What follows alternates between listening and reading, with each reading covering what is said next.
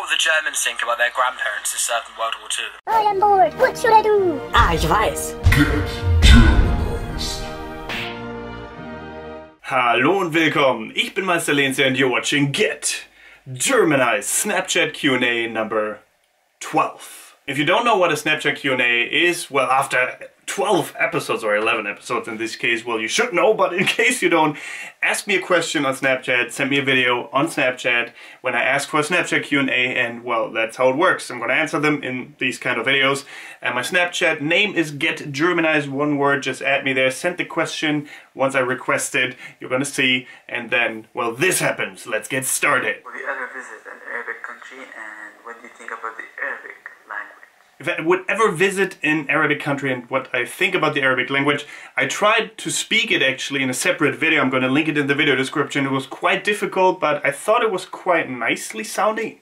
Like, to be quite honest, I didn't think it would be. You always know these stereotypes, how it's a very harsh language, but some of the words were really like nice, and I was like, oh, this is interesting. So, yeah, I don't mind the language at all. And, well, when it comes to the countries, as long as it's safe, why not? In your opinion, what's the most challenging and most rewarding part about being immersed in a different culture for the first time? Well, I mean, you just get to see lots of different interesting things that are very, well, different from your own culture. So I thought that was very interesting. For example, when I first went to Japan, I've been there only once, but I instantly fell in love with Tokyo, for example, because it was just so different and so interesting to me. I think that's great because you're used to just being in your little bubble. You think like, this is how the world works.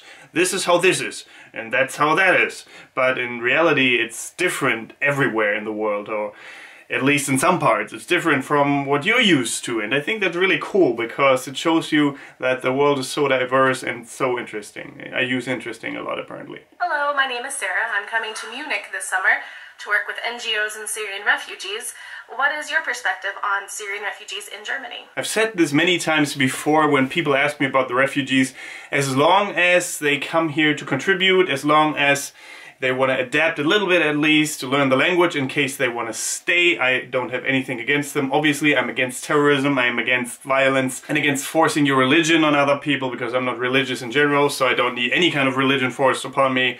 As long as they don't try that, I don't have anything against them, and I think we should help people in need as long as they are really in need. And that's basically all I have to say about that. I actually met a Syrian refugee a couple of weeks ago. He actually asked an acquaintance of mine if she could help him out with speaking German, and now they're just meeting up to kind of be these tandem partners where they speak German, and he's very, very eager to learn, and he's actually highly qualified. He studied at university in Syria, but of course because of the war he had to leave. So there are examples like that as well, not only the popular ones that the media likes to portray. I mean, they exist, I don't deny any of that, but it's not only that. So you need to see both sides. Of course, the danger is there that there are terrorists that come with the refugees, but also they're genuine people that need our help. So yeah, what do you think? What would you do in this case? I mean, many of you guys out there have said, oh, don't take any more refugees. Germany shouldn't be the only country that takes in refugees. I agree that Germany shouldn't be the only country, but if no one else is doing it, what choice is there? Should you just leave them out there and let them die? I don't know. I don't think so. What would the Germans think about their grandparents who served in World War II? Well, I mean, my grandfather served in World War II. He actually told me lots and lots of stories about the war. I wish that I would have filmed some of them, but back then I wasn't as serious with YouTube as I am now, and I just didn't think of filming him.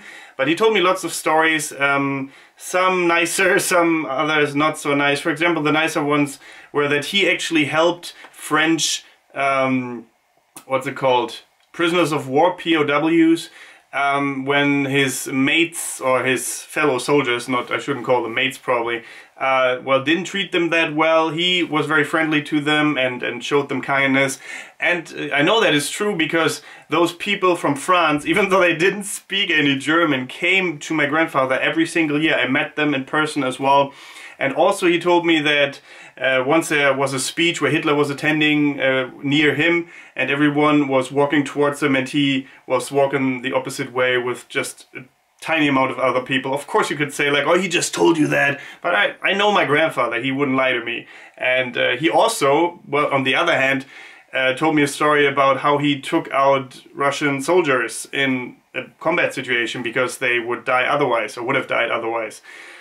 It's just, it was war back then, and I was amazed that someone related to me went through all of that and you know, lived to tell the story. It was a terrible time. He wasn't proud of any of it.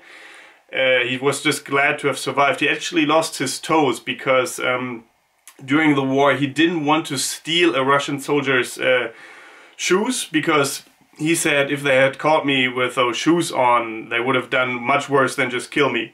So just telling this gives me a shiver on my spine and everywhere. It's just terrible and fascinating at the same time to hear about that kind of stuff. So to answer the question, since I am related to someone who lived during the war, I think it was a difficult time. I don't know what I would have done if I were alive at that time. You know, you can say that now. You can say, oh, I wouldn't have done this, I wouldn't have done that, I would have definitely done that. But if your life was on the line, you don't know what you would do until your life is on the line. So yeah, I don't judge anyone. I mean, obviously the Nazis who did horrible crimes on purpose, if they had a choice, I judge those people, yes, but not people like my grandfather who were just soldiers. Hey Dominic, what is the worst food you have ever tasted? The worst food that I have ever tasted, that's an easy question to answer. It was definitely Japanese natto. It's this slimy fermented bean pastes, really slimy and stringy. It's like boogers. Ugh. The consistency is like boogers, really. Just thinking about that, it's disgusting. And they eat that for breakfast sometimes. I think some people mix in an egg even and eat it raw. Ugh.